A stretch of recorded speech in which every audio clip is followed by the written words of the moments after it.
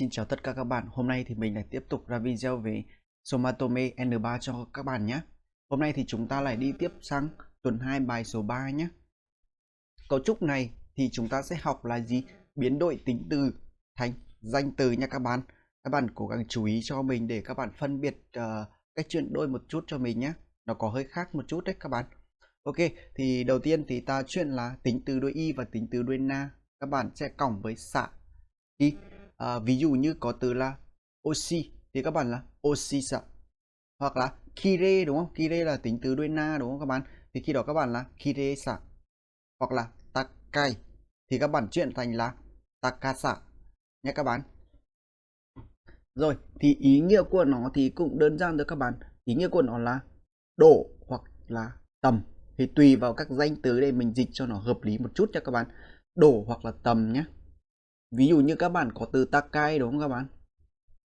Ví dụ nhé, mình ví dụ cho các bạn một từ nhé, từ takai này, đúng chưa các bạn? Thì khi đó các bạn sẽ biến tính từ đuôi y này thành danh từ thì mình sẽ có là takasa đúng không các bạn? Takasa. Thì khi đó các bạn sẽ dịch là độ hoặc là tầm nhé. Ví dụ như các bạn dịch là độ đúng không? Độ cao. Các bạn nghe thấy nó hợp lý rồi đúng không? Thì ok. Còn các bạn mà dịch ví dụ như là tầm cao thì mình kiểu mình thấy một okashi ấy các bạn, thì mình sẽ bỏ qua nó đi cho mình nhé, và các bạn dịch là độ cao cho mình. Ok chưa các bạn? Đấy, thì tùy vào ngữ cảnh để mình dịch cho nó hợp lý một chút cho mình nhé. Rồi, thì cách dùng của nó là như thế nào đây? Danh từ hóa thể hiện tính chất, cảm xúc, mức độ cảm xúc. Các bạn chú ý cho mình này, thể hiện tính chất. Tính chất của một vật các bạn phải hiểu được tính chất nó là như thế nào. Cảm xúc và mức độ cảm xúc. Đó, các bạn chú ý cho mình, cảm xúc là gì? Vui, buồn, sung sướng, đúng không các bạn? Đấy. Và mức độ cảm xúc. Đó, và các bạn chú ý cho mình cái cách chia này nhé. Tí nữa mình sẽ có một cấu trúc khác, cũng là cách biến đổi tính từ thành danh từ, nhưng nó hơi khác một chút để mình cho mình dễ phân biệt đấy các bạn. Rồi. Và mình có một chú ý cho các bạn này. Chú ý đây là gì? Tính từ y đúng không các bạn? Thì các bạn sẽ đưa về dạng là yoi, và các bạn bỏ y mình sẽ nói là yosa. Ok chưa? Thế là ý nghĩa của nó là gì? Các bạn sẽ dịch là đổ tốt đúng không ạ? Rồi, mình sẽ có một số ví dụ như cho các bạn này. Ureshi thì các bạn chuyển thành là ureshisa, atsusa, amasa, majime-sa, takasa và sabishisa. Đó các bạn. Thì các bạn dịch bình thường thôi các bạn cứ dịch là đổ hoặc là tầm thôi. Thì các bạn mà cảm thấy cái từ nào mà nó dịch vào từ đổ được thì các bạn dịch, hoặc là từ nào dịch vào từ tầm được thì các bạn dịch cho mình. Đó, được chưa? Ví dụ như là mình dịch là đổ vui đúng không? Mức đổ vui đúng không? Đấy. Hoặc là đổ nóng, đổ ngọt, độ nghiêm trịnh, nghiêm túc đúng không? Đổ cao và đổ buồn. Đấy. Thì các bạn có thể là tùy vào các tính từ nữa, thì mình chỉ có liệt kê cho các bạn một số tính từ thôi. Còn một số tính từ khác thì nó sẽ dịch sang từ này. Ok cho các bạn? Rồi, thì bây giờ mình sẽ vào ví dụ cho các bạn nhé, để cho các bạn hình dung hơn về cái cấu trúc này nhé. Rồi, câu đầu tiên này. Okisa wa Chiao wa kimi to onaji kaban o motte iru yo. Rồi, làm cái này là gì đây? Cậu đúng không? Cậu thì cũng có tôi thì cũng có cái cặp giống như của cậu, nhưng mà sao? Nhưng mà cái độ to, độ rộng ấy thì nó khác nhau. Được chưa các bạn? Đấy, các bạn dịch đơn giản thế thôi các bạn. Rồi, mình sang câu tiếp theo nhé. Koromo ni mo inochi no taisetsusa o oshie nakereba ikenai. Ok chưa các bạn? Nakereba, naranai cũng được mà các bạn ghi. Cái này các bạn ghi naranai cho mình nhé, để cho các bạn dễ hiểu hơn nhé.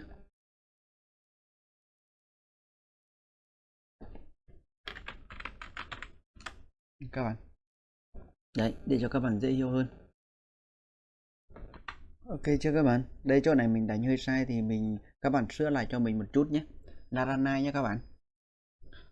Rồi, thì bây giờ mình sẽ dịch ý nghĩa cho các bạn cái này nhé. Gì đây? tôi phải, đúng không các bạn? Tôi phải này, phải làm gì? Phải dạy, đúng không? OCM là dạy. Tôi phải chỉ dạy cho bọn trẻ biết là cái gì đây, cái tầm, đúng không? Cái tầm quan trọng của sinh mạng, cái tầm quan trọng và độ quan trọng của sinh mạng. Inochi này là kiểu sinh mạng, sinh mệnh ấy các bạn. Đấy, ok. Rồi, mình sang câu tiếp theo nhé. Mukashi no hito wa ima no sekai no benrisa o shirimasen. Rồi, đấy các bạn thấy không? Benri là tính từ đuôi na, đúng không? Các bạn bỏ na đi, các bạn thêm xả vào thì biến nó thành danh từ nhé. Và khi các bạn danh từ với danh từ kết hợp thì mình sẽ có là trở từ no. Danh từ kết hợp với động từ thì tùy vào cái động từ đấy, tha động từ thì mình sẽ đi về ố, mà từ động từ thì mình sẽ đi về gá nhé. Rồi, thì bây giờ mình dịch câu này cho các bạn để các bạn dễ hiểu hơn này. Con người ngày xưa ấy thì nó không biết được cái tầm tiền lợi hoặc là cái độ tiền lợi của thế giới bây giờ. Đấy, ok cho các bạn. Rồi, câu tiếp theo nhé. Konomachi wa fuyu no samusa ga kibishii desu. Totemo samui desu yo. Rồi là gì đấy? Cái thành phố này ấy, đúng không các bạn? Thành phố này ấy, thì cái độ lạnh của mùa đông ấy thì rất là nghiêm khắc, rất là khắc nghiệt. Nó rất là lạnh đấy, đúng không? Khắc nghiệt và nó rất là lạnh. Đó, các bạn cứ dịch cho mình hai cái ý nghĩa này nhé các bạn. Độ hoặc là tầm thì tùy vào tùy vào tính từ mà các bạn dịch cho nó hợp lý một chút cho mình là ok rồi. Rồi, và mình sang một cấu trúc tiếp theo này. Cấu trúc này thì nó sẽ cũng là biến tính từ thành danh từ nhé các bạn. Và nó sẽ biến tính từ đôi y và tính từ đôi na thành danh từ này. Và nó cộng với mi. Các bạn tính từ đôi y các bạn bỏ y đi. Tính từ đôi na các bạn bỏ na đi. Các bạn cộng với mi.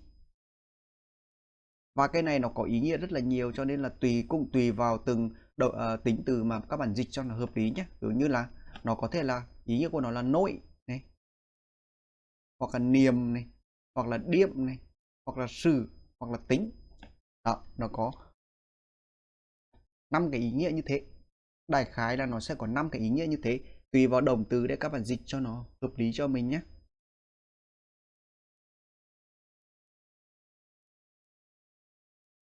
Rồi, và mình sẽ có cách dùng của nó các bạn này. Danh từ hóa thể hiện tính chất trạng thái. Đó, các bạn cho chú ý cho mình này. Thể hiện tính chất và trạng thái thôi nhé các bạn.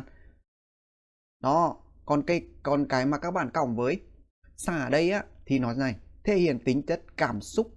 Đó, cảm xúc nha các bạn. Cảm xúc là vui, buồn, sung sướng, hạnh phúc, đúng không các bạn? Rồi mức độ cảm xúc.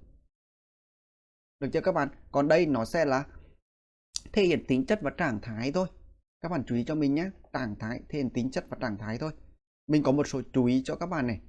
Ví dụ như các bạn oki, đúng không? Các bạn chuyển thành okimi, hay là ureshimi, hay là azumi, hay là majimemi thì không được dùng nha các bạn. Đây không được dùng này. Được chưa các bạn? Đây là một cái này không phải là, đây là chỉ hiện kích thước, đúng không các bạn? Cái này cũng là mức độ cảm xúc, vui buồn, đúng không các bạn? Mức độ tính chất của nó, đúng không các bạn? Đây, tính chất cảm xúc của nó. Mức độ cảm xúc là nó cảm thấy lạnh, đúng không các bạn? Cảm thấy nóng. Đấy là thể hiện cái mức độ cảm xúc. Majime, đúng, cái này cũng thế, đúng không các bạn? Mức độ cảm xúc. Cho nên đây nó chỉ là thể hiện tính chất và trạng thái thôi. Cho nên cái cách này không dùng được những cái động từ những cái tính từ này nha các bạn. Các bạn chú ý cho mình ạ.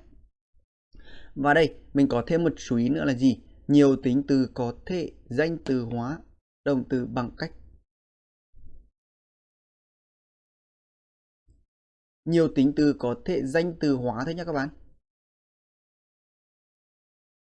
Danh từ hóa bằng cách thêm hậu tố xạ và hậu tố mi, nhưng có ý nghĩa hơi khác một chút.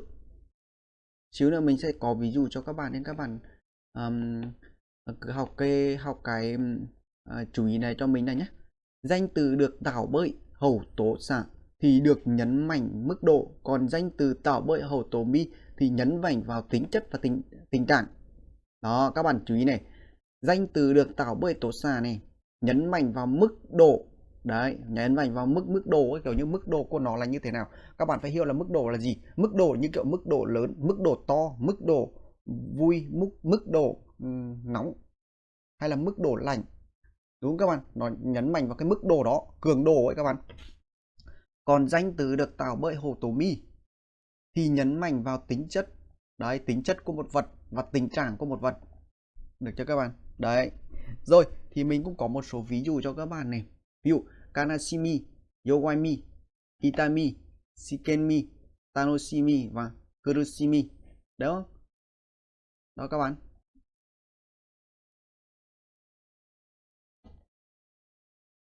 Đúng không các bạn? Đây, nhấn mạnh vào tình trạng này và tính chất. Đúng không? Kanashimi là buồn, đúng không các bạn? Buồn, cô đơn, đúng không các bạn? Yowaimi là, các bạn có thể, mình sẽ dịch luôn cho các bạn nhé. Ví dụ như nỗi buồn, hoặc là Yowa đó là yếu đuối, đúng không các bạn? Mang tính yếu đuối, đúng không các bạn? Itami sẽ là đau, đúng không các bạn? Shinken đây là khám nghiệm. Ok chưa các bạn? Đây là Shinken, mình dịch lại cho các bạn một chút nhé. Từ đầu tiên này, Kanashimi nó sẽ là sự đau khổ. Yowaimi là cái điểm yếu, các bạn dịch cho mình là điểm yếu nhé.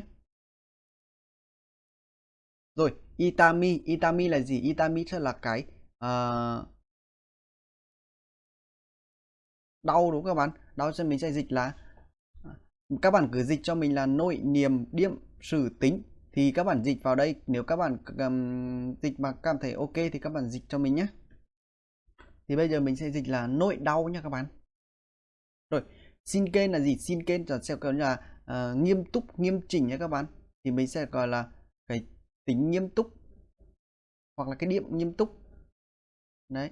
Rồi, Tanoshimi là kiểu như vui, đúng không các bạn? Hay là niềm vui. Đấy, các bạn dịch vào niềm vui. Rồi, Kurushimi là sự đau khổ, đúng không? Thì mình sẽ nói là sự đau khổ. Đây các bạn này, dịch từ sự này vào các bạn này, sự đau khổ. Đó, các bạn thì tùy vào những cái tính từ để mình dịch cho nó hợp lý một chút nha các bạn. Rồi, ok, bây giờ mình sẽ vào ví dụ cho các bạn này. Sensou ga owatta ima demo kono kuni no kurushimi wa mada tsuzuite imasu. Ok cho các bạn. Thì bây giờ mình dịch nhé. Chiến tranh nhá, thì cũng đã kết thúc cho đến bây giờ ấy, thì những cái niềm đau của đất nước ấy thì vẫn đang tiếp tục, đúng không ạ? Niềm đau, đây mình cũng có này, niềm đau, hoặc là sự đau khổ, nỗi đau khổ ấy, tùy các bạn cứ dịch từ nào vào mình cảm thấy hợp lý là mình dịch thôi. Mỗi người sẽ có mỗi cách dịch khác nhau mà các bạn. Ok chưa các bạn? Rồi, tiếp theo mình sang câu 2 này. Takana-san no tsuyomi wa nikakokugo ga hanaseru toyu koto desu. Rồi, thì là gì đây các bạn? Cái tsuyomi đây thì nó sẽ trái nghĩa với yowami, đúng không các bạn? Yowami là cái điểm yếu, thì cái này sẽ là điểm mạnh. Điểm mạnh của anh Takana ấy thì nghe nói là có thể nói được 2 thứ tiếng. Được các bạn, 2 thứ tiếng luôn. Đó. Đây. Ví như mình ví dụ cho các bạn nhé. Các bạn thấy cái từ Tsuyomi này đúng không? Các bạn dịch là đầu tiên là mình sẽ dịch nội nhé. Nội mảnh. Rồi thì thấy mình không thể hợp lý, mình gạch nó đi.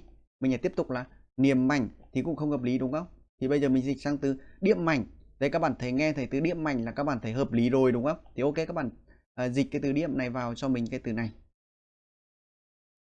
Đó, thì các bạn cứ nhớ cho mình có 5 cái ý nghĩa này là các bạn dịch vào những cái tính từ ấy, nó cho sẵn rồi các bạn. Thì các bạn cứ dịch cho mình, cứ câu nào cảm thấy hợp lý thì các bạn dịch vào cho mình. Và các bạn chú ý cho mình nhé, cái hậu tố xà và hậu tố mi nó cũng có nhiều tính từ thì nó sẽ chia giống, và có nhiều tính từ thì nó sẽ chia khác nhé. Mà khi các bạn thêm hậu tố xà vào thì các bạn phải xác định được tính từ đó nhấn mạnh về cái gì? Nó nhấn mạnh về mức độ hay là nhấn mạnh về tính chất và trạng thái? Để các bạn thêm hậu tố cho nó hợp lý nha các bạn. Rồi mình có một ví dụ cuối này. Kono supu no yassai no amasa wa o kanji teita. Là gì đấy? Tôi đã cảm nhận được cái độ ngọt của cái rau, đúng không? Rau của món súp này. Đấy, tôi đã cảm nhận được cái độ ngọt của cái món rau của món súp này, đúng không các bạn? Đó, các bạn cứ dịch bình thường thôi các bạn. Cứ câu là các bạn dịch cứ cảm thấy ok là các bạn cứ dịch vào thôi. Rồi mình sang cấu trúc 3 này. Cấu trúc 3 này thì người ta sẽ chia như thế nào đây? Cấu trúc 3 này thì nó sẽ cộng với cô tổ, đúng không các bạn? Cô tổ. Thì cái này thì các bạn đơn giản thôi. Cô tổ các bạn ví như một danh từ các bạn. Thì các bạn cứ cộng vào thôi. Thì khi động từ kết hợp với một danh từ thì mình sẽ đưa về rằng là Fusuke. Được chưa các bạn? Khi hai danh từ kết hợp với nhau thì các bạn sẽ danh từ no koto, hoặc là các bạn có thêm một cách mới đó là nd aru koto nha các bạn. Nd aru koto. Tiếp theo tính từ đuôi na mà kết hợp với koto thì khi đó các bạn là tính từ đuôi na thì các bạn thêm na vào cổng koto thôi. Đơn giản thế thôi các bạn. Koto như một danh từ ấy các bạn. Thì ý nghĩa của nó là gì đây? Về, việc hoặc là chuyển. Đây nó có 3 ý nghĩa như thế. Về, việc hoặc chuyển. Đó. Thì các bạn chú ý cho mình một chút này. Khi các bạn dùng koto ấy thì với những động từ trị hoạt động như là hanashimasu, nobimasu, được chưa? Nobemasu và động từ suy nghĩ như omoimasu hay là kangaimasu. Các bạn, từ này từ nobemasu các bạn. Nó cũng là có ý nghĩa tương tự như hanashimasu các bạn. Nobemasu. Rồi, và các bạn chú ý cho mình tiếp này, dùng trong một số cấu trúc đã được quy định. Ví dụ như là có thể làm V hay là đã từng làm V chưa, vân vân. Đúng các bạn. Ví dụ như các bạn nói là gì? Tôi có thể đọc được chữ kanji, đúng các bạn? Thì các bạn sẽ nói là watashi wa kanji o zomu koto đây ga dekimasu. Được chưa các bạn? Còn các bạn nói là tôi đã từng đến Nhật ít nihon e kita koto ga arimasu. Đó các bạn, cũng là koto. Các bạn chú ý cho mình nhé, nó đã được quy định rồi thì các bạn cố gắng không được thay đổi nha các bạn. Rồi tiếp theo, danh từ hóa khi nó đứng trước là desu, da hay de aru. Đó, đứng trước những cái desu này hay da này hay là de aru này thì bắt buộc các bạn phải cộng với koto đằng trước nha các bạn. Ví dụ như các bạn nói là koto desu, koto da, koto de aru, vân vân. Bắt buộc nha các bạn. Rồi, đấy là một số chú ý và ý nghĩa cho các bạn rồi. Thì bây giờ mình xuống cấu trúc xuống ví dụ cho các bạn luôn này. Rồi, ví dụ thì đơn giản thôi các bạn. Raishu no testo no koto de shitsumon ga arimasu. Thì tôi có, đúng không các bạn? Tôi có câu hỏi về cái kỳ thi tuần sau. Đấy, tôi có câu hỏi về kỳ thi tuần sau. Đây nó có bằng đây cho các bạn này. Testo ni tsuite này. Đó. Rồi câu 2 nha các bạn. Takana-san ga nyūin shita koto o shitemasu ka? Bạn có biết, đúng không? Bạn có biết anh Takana thì bạn có biết cái việc là anh Takana đã nhập viện không, đúng không? Đấy, bạn có biết là cái việc là anh Takana đã nhập viện không? Hoặc là các bạn dịch là bạn có biết là anh Takana đã nhập viện không? Cũng được. Ok cho các bạn. Đấy, đơn giản thế thôi các bạn. Đây là cấu trúc 3 nha các bạn. Rồi sang cấu trúc thứ tư cho các bạn này. Cấu trúc thứ tư thì mình sẽ là gì đây? Nồ gá, nồ ố hoặc nồ quá. Có 3 cái cách kết hợp nha các bạn. Thì động từ các bạn đưa về dạng Fusuke cho mình. Fusuke như thế nào thì mình đã được học ở chương trình N5 rồi đúng không các bạn? Và bây giờ mình chỉ ghi tóm tắt là Fusuke thôi. Rồi, danh từ thì các bạn cộng với na. Và tính từ đuôi na thì các bạn cũng cộng với na cho mình. Và tất cả các bạn cộng với nồ gá, nồ ố và nồ quá. Tùy vào từng trường hợp để các bạn dùng cái nồ gá, nồ ố hay là nồ quá nhé. Rồi thì ý nghĩa của nó cũng là việc thôi các bạn. Rồi chú ý này, các bạn chú ý cho mình này. Một số động từ tri giác như là mimat, himat và kanjimat. Một số động từ khác như là tomemat hoặc là machimat hoặc là tsukurimat. Đấy thì những cái động từ này nhá, thấy xuất hiện nha các bạn, thì các bạn chọn cho mình là một là nổ gá, hai nổ ố, ba nổ góa. Chứ nó không là cô tô nhá các bạn. Các bạn chú ý cho mình những cái động từ này để các bạn làm bài tập cho nó một cách hiệu quả hơn. Ok. Rồi mình có một số ví dụ cho các bạn này. Takana-san ni denwa suru no o sukkari wasurete shimaimashita. Wasurete imashita. Rồi, thì nó sẽ có ý nghĩa là gì đây các bạn? Tôi đã lỡ quên đúng không? Tôi đã lỡ quên cái việc mà gọi điện thoại cho anh Takana rồi. Đấy, tôi đã lỡ quên cái việc là gọi điện thoại cho anh Takana rồi. Kiểu mình đi làm về muộn quá đúng không? Xong rồi mình tắm rửa ăn cơm gì đấy đúng không các bạn? Xong rồi mình quên cái việc đó, mình gọi điện thoại đi. Đấy. Rồi, Ichiyobi ni konda tokoro e iku no wa amari sugi de wa arimasen. Là gì đây các bạn? Cái việc đúng không các bạn? Việc mà đi đến những cái nơi mà đông đúc vào chủ nhật đấy thì tôi không thích cho lắm. Đấy, các bạn cứ dịch cho cái việc thôi các bạn. Đấy. Rồi, tiếp theo này. Ano ega o miru no o yamete kudasai. Hãy dừng cái việc là xem cái bộ phim đó lại. Đấy, trước miru đây các bạn không thể cho cô tổ vào đây được nữa nha các bạn. Đấy. Rồi câu tiếp theo này, kaze no oto o kiku no ga suki da. Tôi thích cái việc là nghe cái âm thanh của gió. Đấy, tôi thích cái việc nghe âm thanh của gió. Được chưa các bạn? Đấy thì tùy vào từng trường hợp để các bạn dịch cho nó hợp lý nhé. Nó có lúc thì nó nổ, có lúc thì nó sẽ nổ quá, hay là nổ gá. Thì tùy vào từng câu văn để mình diễn đạt cho nó một cách hiệu quả nhất nha các bạn. Và các bạn chú ý cho mình nhé. Đây, mình có chú ý cho các bạn rồi này. Cách phân biệt giữa cô tổ và no đúng các bạn. Đây, các bạn chú ý cho mình này. Những cái chú ý này là cực kỳ là quan trọng đối với các bạn. Cho nên các bạn cố gắng nhớ cho mình nhé. Đó. Ok cho các bạn. Rồi, đấy là xong, mình đã hướng dẫn cho các bạn học cấu trúc rồi nhé. Các bạn cảm thấy cấu trúc nào đang còn thắc mắc hay là mình chưa hiểu rõ về cái bản chất của nó thì các bạn có thể để lại bình luận phía dưới để mình giải đáp thắc mắc cho các bạn nhé. Ok cho các bạn.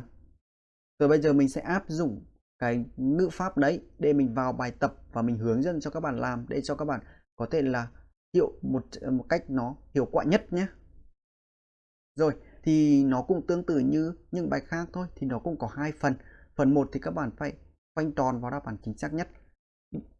Cái thứ hai thì các bạn phải sắp xếp làm sao cho câu văn nó hợp lý nhất. Được chưa các bạn? Rồi bây giờ mình sẽ hướng dẫn cho các bạn làm này. Rồi, câu đầu tiên này. Kare ga tsukutta eiga ni wa nani nani afurete iru. Đấy.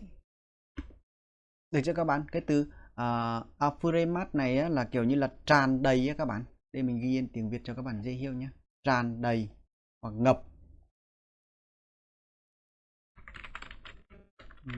Tràn đầy hoặc là ngập. Rồi ok cho các bạn. Đấy. Rồi thì bây giờ mình nhìn vào cách chia của nó một chút nha các bạn.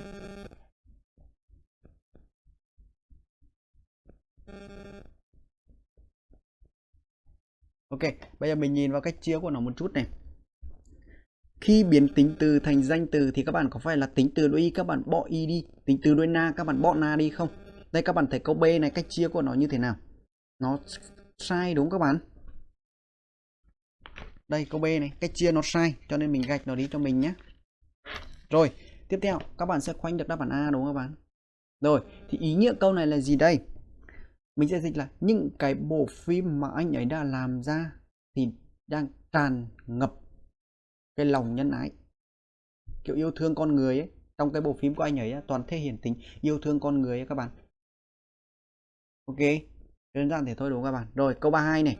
Sonna nani nani koto o iwanai de kudasai.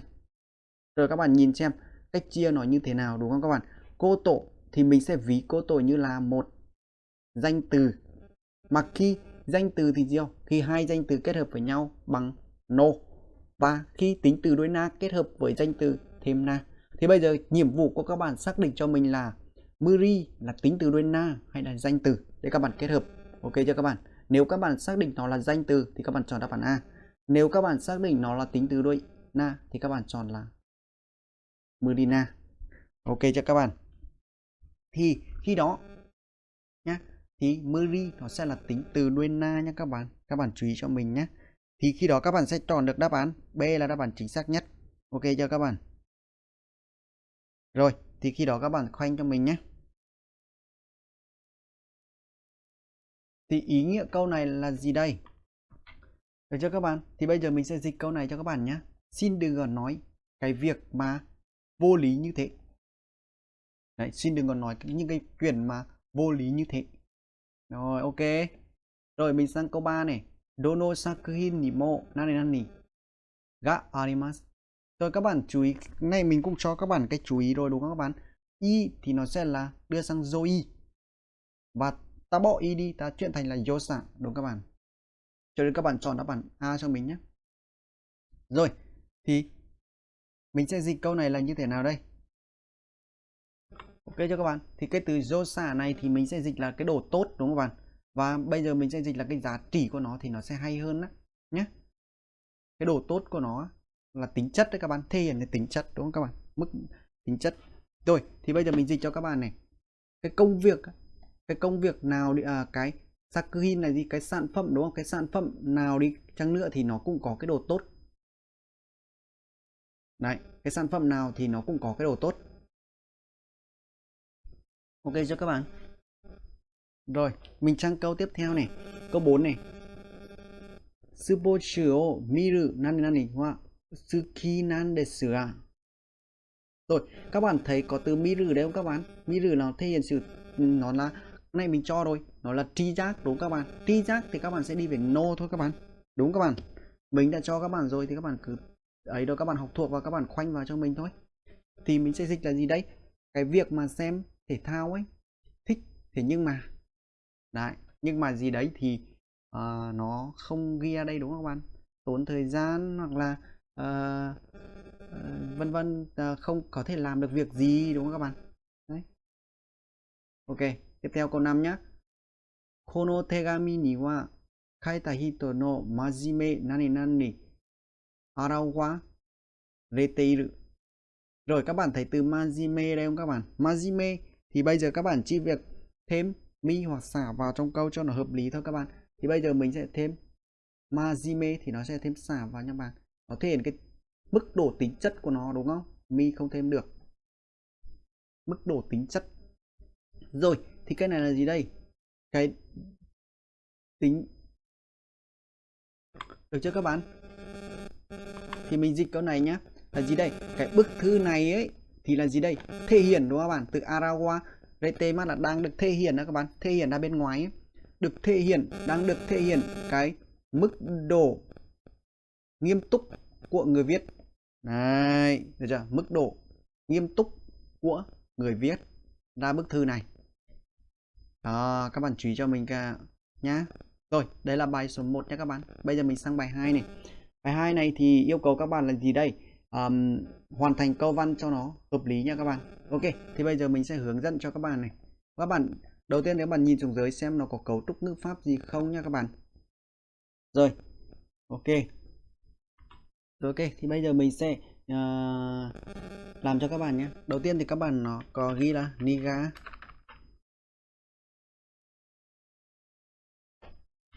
niga mi đúng không các bạn? Rồi, tiếp theo nhé. Rồi tiếp theo các bạn sẽ có là đây là các bạn sẽ điền trở từ no cho mình nhé các bạn. Tiếp theo các bạn sẽ có là aru, được chưa các bạn? Chứ chắc chắn thì nó sẽ aru này nó sẽ không đi được với là gasuki rồi. Nó chỉ có là kohi đi với gasuki thôi các bạn. Và đây các bạn sẽ còn aru thôi các bạn. Được chưa các bạn? Thì ý nghĩa câu này là gì đây? Tôi ấy thì thích cà phê có cái vị đắng một chút. Đấy, Được chưa các bạn? Đơn giản các bạn chỉ làm như thế cho mình nhé. Rồi, mình sang bài 7 này. Ashita nani nani kikimashita ka. Rồi, bây giờ các bạn có te sư tổ, ố, no và no koto. Được chưa các bạn? Thì bây giờ các bạn sẽ có là đầu tiên nha các bạn. Đầu tiên thì các bạn sẽ có là gì đây? Từ ố thì chắc chắn nó sẽ nằm ở đây rồi đúng không các bạn? Nó sẽ nằm ở đây này. Đó. Và trước ố này thì các bạn sẽ có là gì? No koto. Được chưa các bạn? Rồi, tiếp theo. Hai danh từ nối với nhau đúng không các bạn? Ashita no tetsuto này các bạn. Đấy, no tetsuto.